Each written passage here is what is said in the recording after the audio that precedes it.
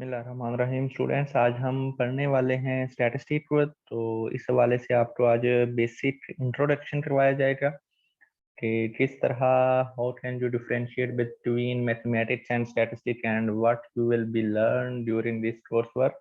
तो सबसे पहले तो आपको ये पता होना चाहिए कि what is the difference between statistic and mathematics.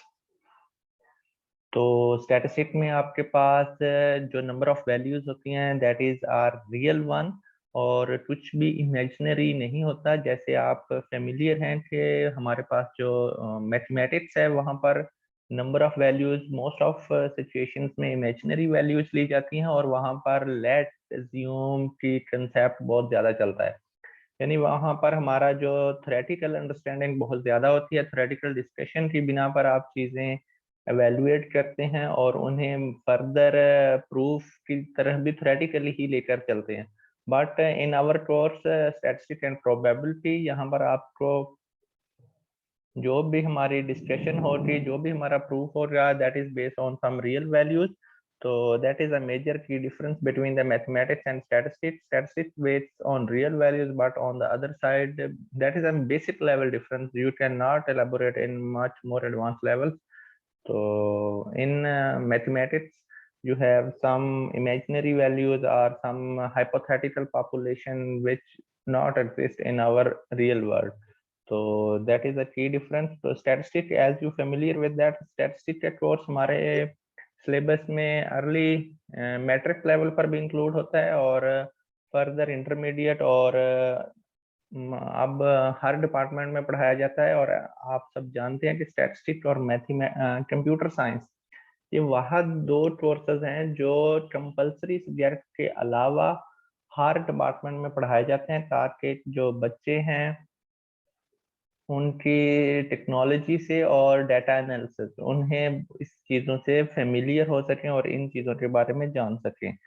तो अभी हम स्टार्ट करते हैं। तो सबसे पहले आपको पता होना चाहिए कि what is the word of statistics. Statistics basically दो तरह कैटेगराइज किया जाता है। The word statistic convey a variety of meaning to people in different walks of life. The word statistic comes from the Italian word statista. तो दो concept पाए जाते हैं। पहला कंसेप्ट ये है कि स्टैटिस्टिक का वर्ड जो है ये इटालियन वर्ड से ड्राइव हुआ है, और इसका मतलब है स्टेटमेंट। सही। तो इटालियन वर्ड कौन सा था? स्टैटिस्टा। ये हमारा इटालियन वर्ड था, तो इससे ये एलेबोरेट हुआ है। तो it's mean statement. And the second concept is this is derived from statistic. Last में सी नहीं है। सही। तो ये जर्मन वर्ड था, तो जर्मन वर्ड में इसके मीनिंग बनते हैं पॉलिटिकल स्टेट। तो पॉलिटिकल, अगर आपसे पूछा जाए कि जर्मन में और इटालियन में क्या फर्क है, तो जर्मन में बनता है political state, and if someone ask to elaborate in Italian तो तब बनेगा स्टेटमेंट। तो अब हम डेफिनेशन देखते हैं। तो इसकी definition basically the word statistic today refer to either quantitative information or a method of dealing with quantitative or qualitative information।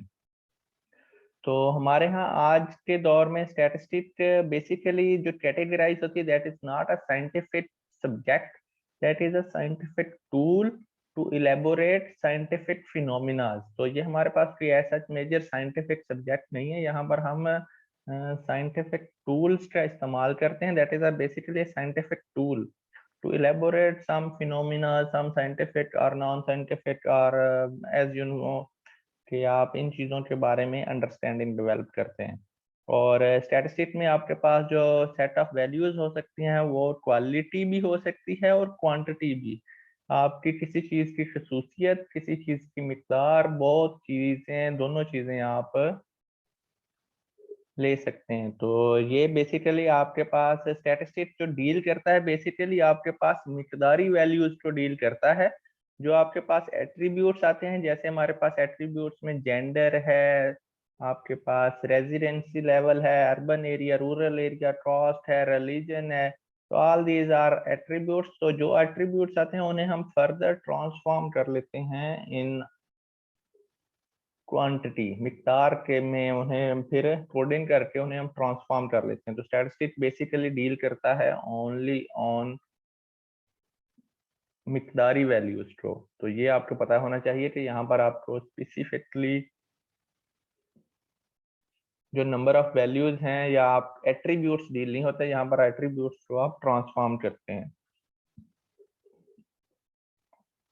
तो मोस्ट ऑफ सिचुएशंस में ये भी पूछ लिया जाता है कि स्टैटिस्टिक के एट्रीब्यूट्स को डील करता है, आप कहेंगे no it's deal only a quantitative set of values. तो देन व्हाट, तो आप एट्रीब्यूट्स को फिर ट्रांसफॉर्म कर लेंगे। अच्छा, अब बेसिक डेफिनेशन जो one of the most famous definition है स्टैटिस्टिक की। तो statistic is defined as the collection, presentation, analysis and interpretation of numerical data. तो statistic तो हम that is a subject, that is a curriculum which deal with the collection, presentation, analysis and interpretation of numerical data। सही। तो आपके पास number of values जो आप collect करते हैं, न्यूमेरिक कलेक्शन मींस कि किस तरह से आपने डाटा कलेक्ट करना है, आप किस तरह से सेट ऑफ वैल्यूज को ऑब्जर्व करेंगे, इसके लिए भी नंबर ऑफ प्रोसीजर्स अवेलेबल हैं। प्रोबेबिलिटी सैम्पलिंग होगी, नॉन प्रोबेबिलिटी सैम्पलिंग, फिर उसमें फर्दर कैटेगरीज हैं और वो हम लेटर ऑन पढ़ेंगे। और प्रेजेंटेशन में आपने जो डाटा फर्स्ट स्टेप पे कलेक्ट किया है उसे किस तरह से आप प्रेजेंट करेंगे, टेबल की सूरत में, चार्ट की सूरत में, ग्राफ की सूरत में, how you will discuss it.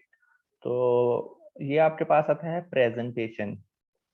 और एनालिसिस में आपके पास उस पे आप कौन सा स्टैटिस्टिकल मॉडल अप्लाई करेंगे जिसकी बिना पर आप फर्दर फोरकास्ट या फर्दर प्रिडिक्शन कर सकते हैं, और किस तरह से आप उसे एनालाइज करेंगे। पहली स्टेप में डाटा कलेक्ट होना है, दूसरे स्टेप में डाटा प्रेजेंट होना है, थर्ड स्टेप में एनालाइज होना है, at the end of the our definition interpretation means कि आपके जो रिजल्ट्स हैं, वैल्यूज हैं, उन्हें सादा जबान में आपने डिफाइन करना है कि एक सादा आदमी, for a layman he will understand the set of values. एक सादा सी जबान में आपने उसे एलेबोरेट कर देना है जो आपके रिजल्ट्स आए हैं थर्ड स्टेप में।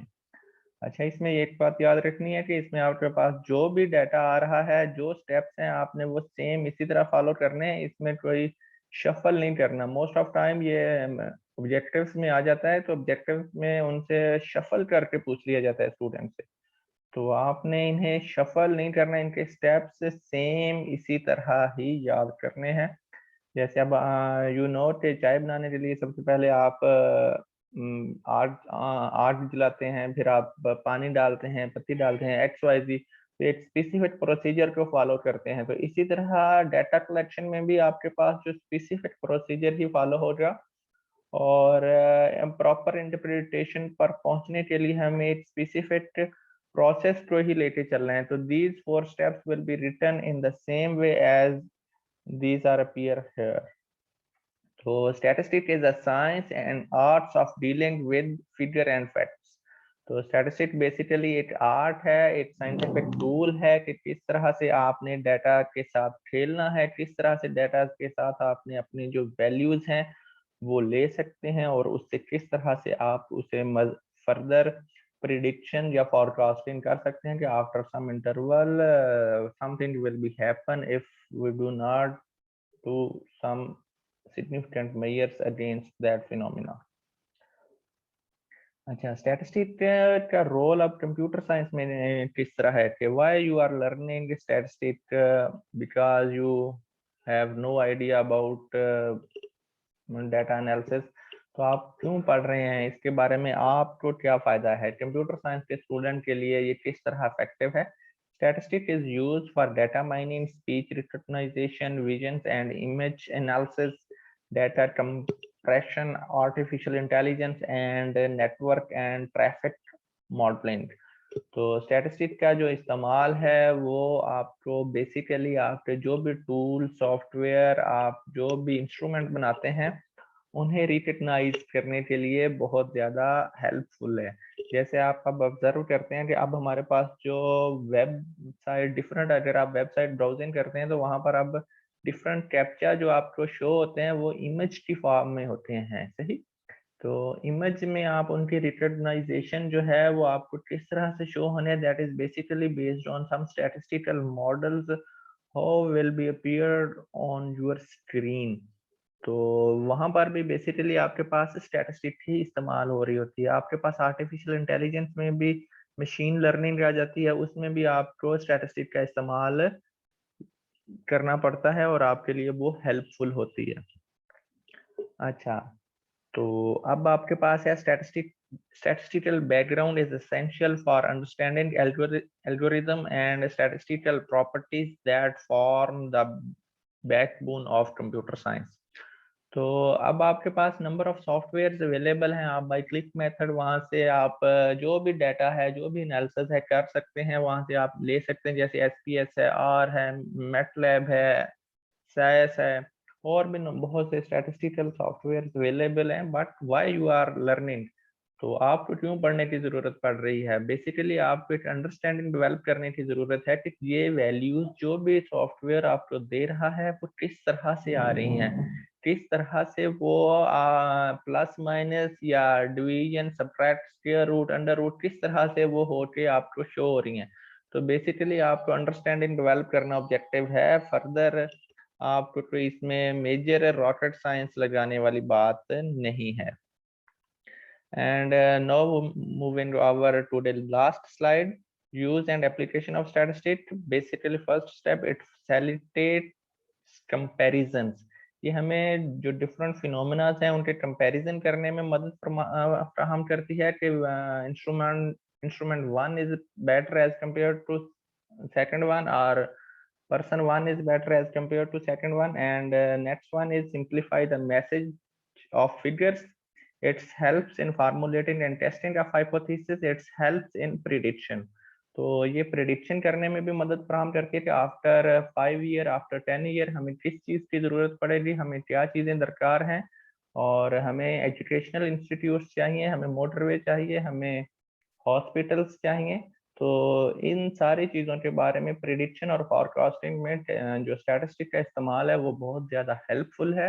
Without statistic you do nothing, your planning is zero, and you have no significant image about your planning figures।